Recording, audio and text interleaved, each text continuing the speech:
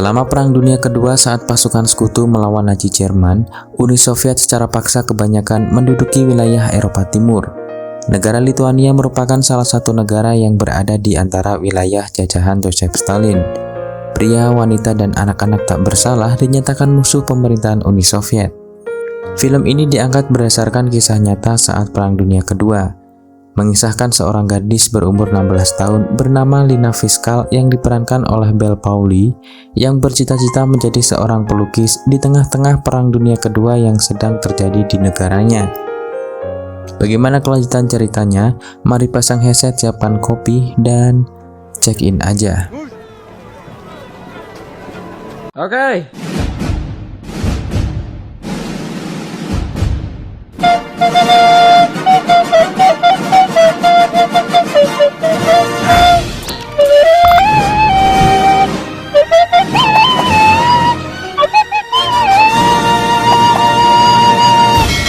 Sama.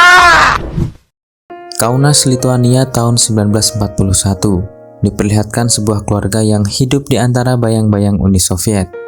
Gadis ini bernama Lina Vilkas. Ia adalah seorang remaja yang gemar melukis. Dan ini adalah ayahnya bernama Kostas Vilkas dan adiknya yang bernama Jonas Vilkas. Suatu hari ayahnya datang dan membawa peralatan melukis untuk Lina agar nantinya ia dapat diterima di sekolah elit di sana bernama Kaunas Arts. Meskipun Lina tampak tak yakin bisa masuk di sana, namun ayahnya percaya bahwa Lina layak untuk diterima di sana. Lalu ketika mereka sedang makan, sang adik Jonas Vilkas mengatakan jika ia diberitahu oleh ayah temannya bahwa tak lama lagi Lituania akan menjadi lautan neraka. Hal itu tentu membuat semuanya terkejut. Meskipun Kostas paham dengan apa yang anaknya katakan, namun ia segera mengalihkan pembicaraan. Namun tidak dengan sang istri Elena Vilkas. Ia paham dengan keadaan di sana. Ia lalu meminta Kostas untuk berpikir realistis dan berfokus pada keselamatan keluarga. Akan tetapi, karena Kostas merupakan orang penting bagi negaranya, ia merasa memiliki tanggung jawab untuk menyelamatkan tidak hanya keluarganya, namun juga negaranya. Hingga terjadi perdebatan di sana, namun akhirnya Elena harus menerima keputusan Kostas untuk kembali lagi dalam pekerjaannya. Dan saat itulah Kostas berpamitan kepada istrinya untuk yang terakhir kalinya. Hari demi hari dilewati Lina dan mulai terjadi tindak kekerasan di sana. Hingga suatu hari ia mendapat kiriman surat dari Kaunas Arts. Ia sengaja tidak ingin membukanya karena ia ingin membukanya nanti bersama ayahnya. I'm going to wait to open it with Papa.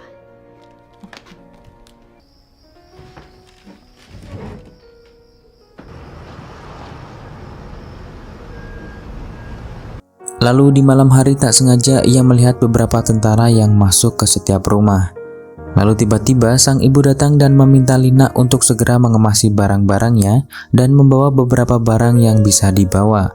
Di sini sang ibu seperti sudah mengetahui apa yang terjadi pada negaranya. Terlihat raut wajah Jonas yang sangat ketakutan dan benar saja beberapa tentara masuk ke rumahnya dan langsung membawa mereka. Salah satu tentara di sana merasa kasihan dengan apa yang terjadi kepada Elena.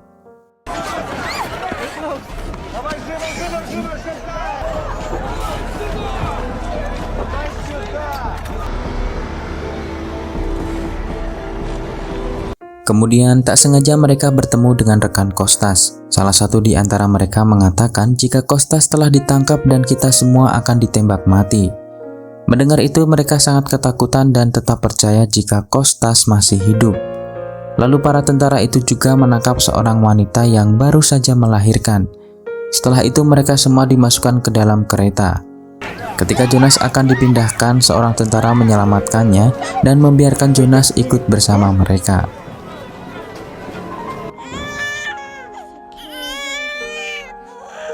Wanita yang baru saja melahirkan ini bernama Ona. Karena bayinya selalu menangis, Elena kemudian memberitahu Ona untuk menyusuinya.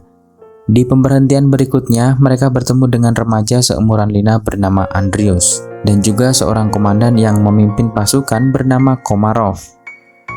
Lina meminta tolong pada Andrius untuk menemukan ayahnya yang mungkin berada pada gerbong di kereta ini. Karena ayahnya adalah seorang berpengaruh di Lituania, ia yakin jika bertemu dengannya mereka semua akan selamat. Namun Andrius mengatakan jika itu semua sudah tidak ada gunanya. Sebelum pemberangkatan, Komarov terlebih dahulu mengecek anak buahnya dan berhenti pada seorang tentara yang telah menolong Elena bernama Kurtsky. Namun ternyata ibunya berasal dari Ukraina, di mana saat itu Ukraina merupakan musuh Nazi. Lalu dengan perasaan ragu, Kurtsky menegaskan jika ia setia pada negaranya saat ini. Kemudian sang komandan menjelaskan jika besok pagi mereka akan berangkat ke kamp pekerja di Altai, Siberia dan menempuh perjalanan selama 4-5 minggu. Lalu seketika Lina teringat masa-masa indah bersama keluarganya jika ini tak terjadi. Hingga tibalah saatnya mereka berangkat menuju Siberia. Tak lupa mereka juga menyanyikan lagu kebangsaan Lituania dan juga Lina yang mencoba menggambar sebuah peta perjalanan dari Kaunas.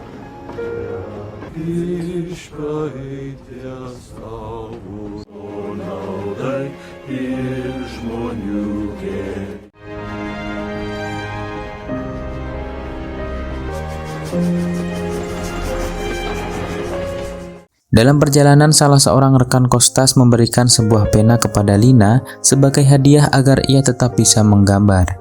Ia lalu bercerita mengenai ayahnya jika ia adalah orang yang baik.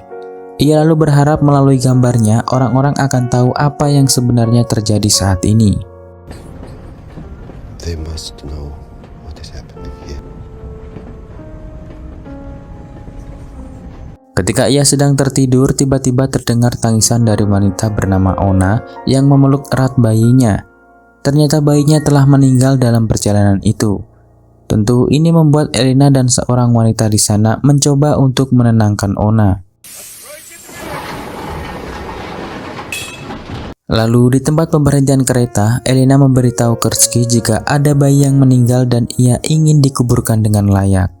Namun karena Kurtsky tidak memiliki wewenang penuh, ia meminta untuk menguburkannya di pemberhentian berikutnya. Kemudian ketika ia sedang melihat sebuah foto istri dan anaknya, seorang rekannya mengejeknya dengan mengatakan jika wanita ini pasti sudah memiliki laki-laki lain.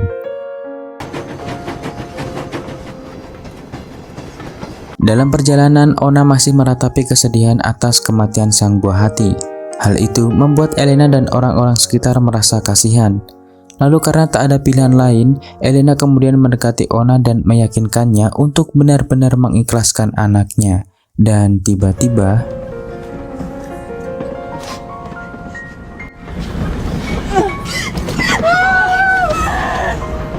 ia mengambil bayinya dan langsung membuangnya agar Ona benar-benar bisa melupakan anaknya.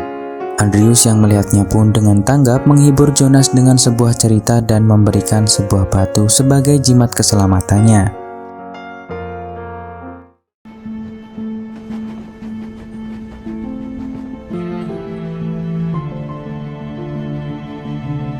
Lalu tibalah mereka di Altai, Siberia.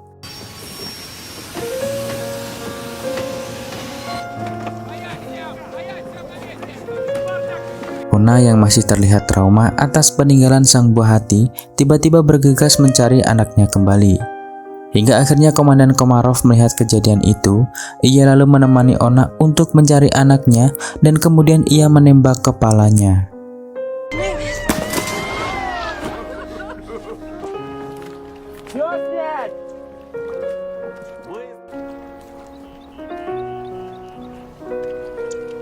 Setelah itu mereka semua diminta untuk membersihkan diri. Kemudian Komandan Komarov menjelaskan jika mereka semua bersalah atas pengkhianatan. Atas kesalahannya itu seharusnya mereka dihukum mati. Namun sebagai gantinya mereka akan dihukum bekerja seumur hidup. Barang siapa berencana untuk kabur maka akan langsung dibunuh. Lalu Komandan Komarov mengeluarkan surat pernyataan yang berisi pengakuan atas kesalahan yang telah dilakukan dan mereka dipaksa untuk menandatanganinya. Ia memberi waktu pada mereka serta mengancam untuk tidak boleh duduk ataupun tidur kecuali mereka menandatangani surat itu.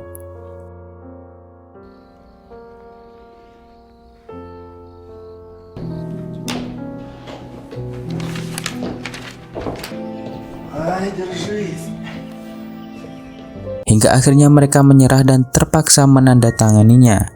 Lalu mereka dibawa ke sebuah tempat dan mulai untuk bekerja.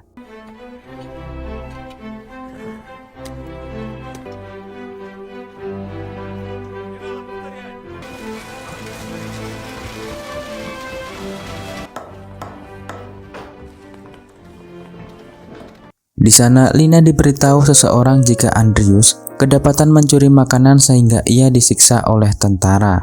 Karena di sana mereka harus bekerja untuk mendapatkan kupon yang kemudian ditukarkan dengan makanan.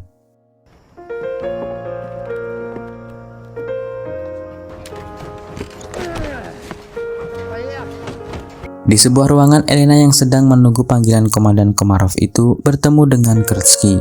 Ia lalu memberitahu nama aslinya, yaitu Nikolai. Ia yang terlihat menyukai Elena itu memberitahu jika ia terpaksa bergabung dengan Uni Soviet. Kemudian ia memberikan kupon tambahan kepadanya agar mendapat makanan. Lalu sang komandan memanggilnya. Ia mengetahui jika Elena adalah istri dari orang penting di Lithuania. Tak heran jika Elena juga bisa berbahasa Rusia.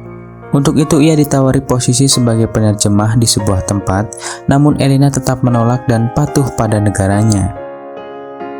Kembali pada Lina, ia melihat seseorang yang diam-diam mengambil beberapa makanan untuk ditukarkan di pos perdagangan.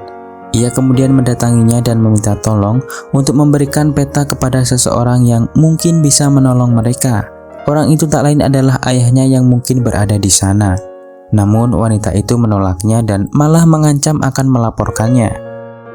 Di malam harinya Andreas datang ke tempat Lina. Mereka berdua mulai saling dekat dan Lina bercerita mengenai surat dari Kaunas Art yang akan dibukanya bersama ayahnya. I'm going to open. I think you got in.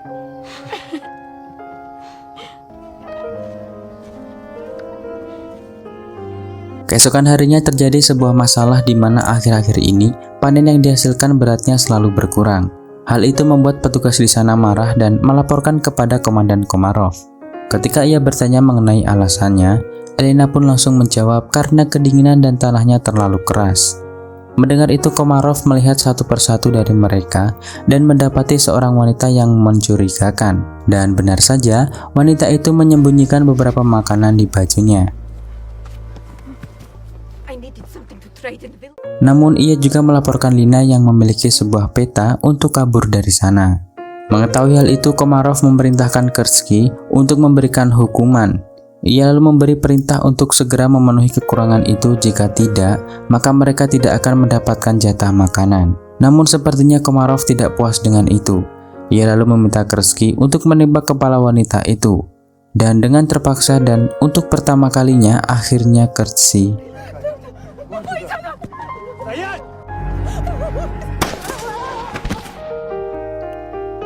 Первый раз всегда тяжело.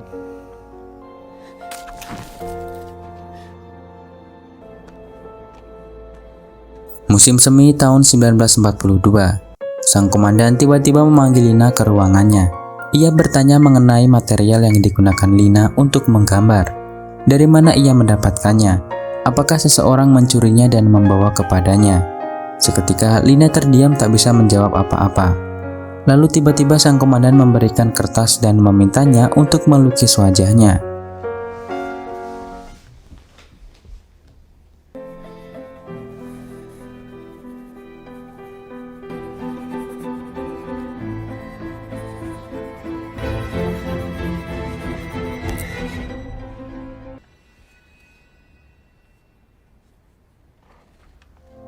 Ладно.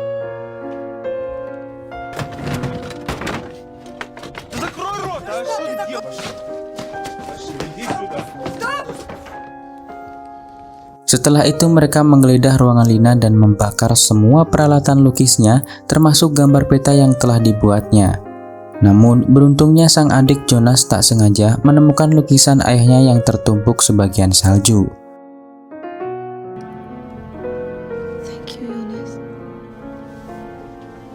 Tibalah saat hari Natal. Ketika para tentara sedang berkumpul untuk merayakan, lagi-lagi Kurtsky diejek oleh rekannya karena terlalu setia pada istrinya dan tak pernah sekalipun menyentuh wanita. Namun kali ini ia membalas ajakan itu dengan mengatakan kepadanya untuk pergi saja ke neraka. Tak lupa Elena, Lina dan lainnya juga merayakan hari Natal bersama-sama. Meskipun dengan kondisi yang seadanya, namun mereka mencoba menguatkan satu sama lain. Juga Andrius dan Lina yang kini semakin dekat dan telah menjalin cinta kasih.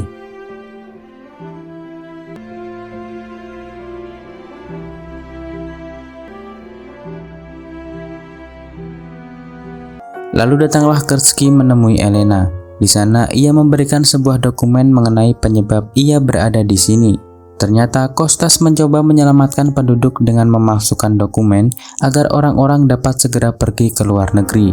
Namun sebagai gantinya ia harus mengorbankan keluarganya untuk tetap di Lituania. Dan sayangnya Kostas telah tertangkap dan langsung ditembak mati tepat setelah para tentara meninggalkan Kaunas. Tentu dengan ini Kerski berharap dapat menjalin kasih dengan Elena. Namun akhirnya Kerski meninggalkannya setelah ia berkata, "Mungkin engkau bisa mendapatkan ragaku, tapi tidak dengan hatiku. Dan aku tidak akan pernah menjadi milikmu." Lalu dalam perjalanan ia bertemu dengan rekannya yang selalu mengejeknya. Dan lagi-lagi ia melontarkan sebuah kata-kata yang membuatnya tak mampu lagi menahan amarah hingga terjadi keributan di sana.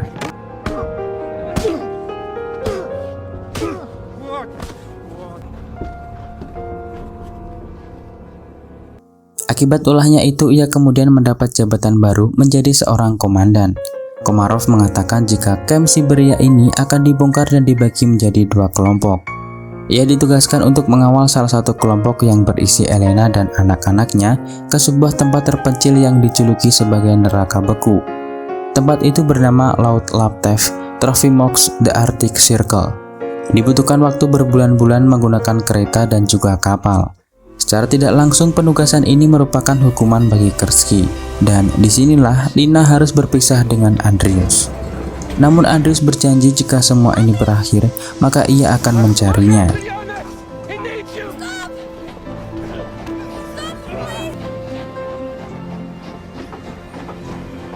Dalam perjalanannya yang panjang, terlihat kesehatan Elena mulai memburuk, namun ia harus menahan demi bersama anak-anaknya.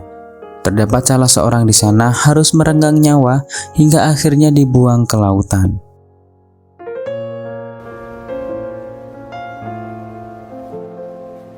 Lautan Laptev musim panas tahun 1942. Akhirnya mereka tiba di lokasi. Namun kesehatan Elena kini semakin memburuk dan mereka masih harus berjalan sejauh mungkin untuk menuju titik tengah pulau itu. Bahkan Kerski pun juga tampak bingung karena tidak ada apapun di sana. Akhirnya mereka yang hanya beranggotakan wanita dan anak-anak itu pun dipaksa untuk membuat camp karena sebentar lagi mereka akan menghadapi musim dingin. Suatu hari seorang wanita memberitahu Lina jika ia berencana akan kabur dari pulau itu dengan menyelinap ke kapal. Namun mengingat kondisi ibunya yang saat ini terbaring lemas, ia pun menolaknya. Keesokan harinya wanita itu pun akhirnya tertangkap. Kerski yang mengetahui lalu menyuruh anak buahnya untuk membunuhnya.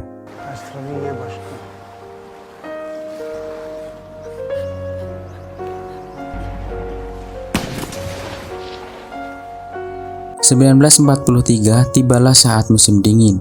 Akibat suhu ekstrim di sana membuat kondisi kesehatan semua orang, bahkan Kerski, semakin memburuk.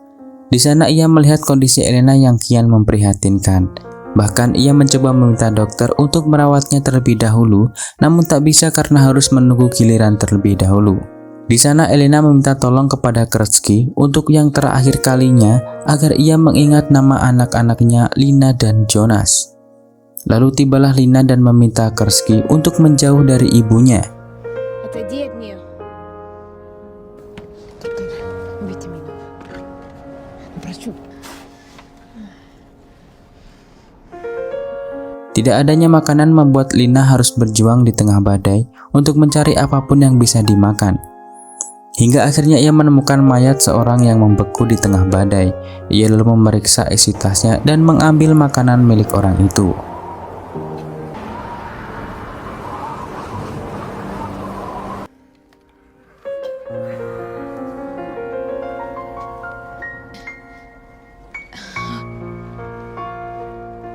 Setelah memberi makanan untuk ibunya, Elena lalu meminta maaf dan menceritakan tentang ayahnya yang sebenarnya telah mati ditembak tentara Nazi ketika hendak melindungi ratusan orang dan juga keluarganya.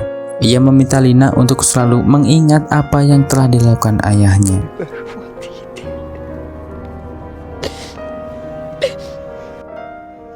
When the time is right.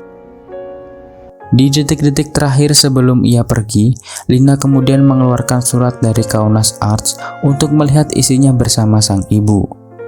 Melihat senyuman Lina yang begitu bahagia, tampaknya membuat sang ibu merasa lega untuk meninggalkan mereka.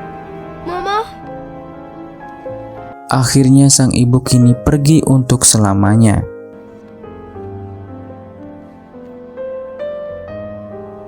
Lina kemudian menuju tempat Kreski mewakili orang-orang di sana untuk meminta jatah makanan dan juga obat-obatan agar mereka bisa bertahan.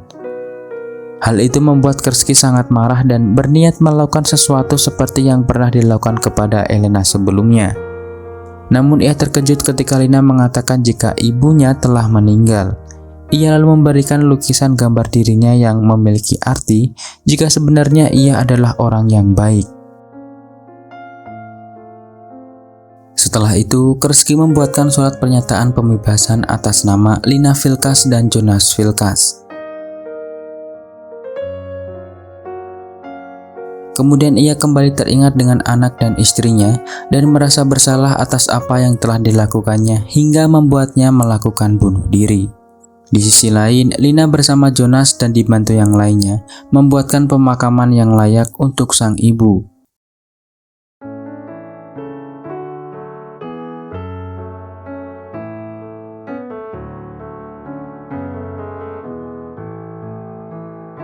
Akhirnya melalui surat deklarasi of amnesty, mereka Lina dan Jonas terbebas dari pulau itu.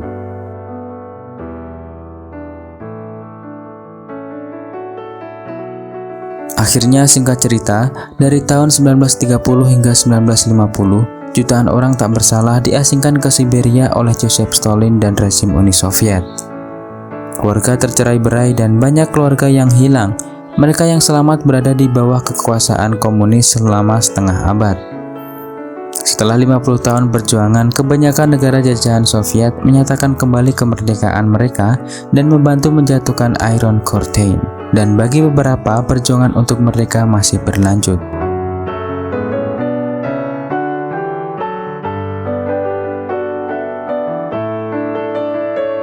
Baiklah, terima kasih buat kalian yang sudah nonton. Support terus channel ini dengan mengklik tombol like, komen, dan subscribe. Silahkan komen di bawah jika kalian ingin request cerita film. Saya Papi selaku Ketua Perserikatan Bujangan seluruh Indonesia mohon undur diri dan salam bujangan.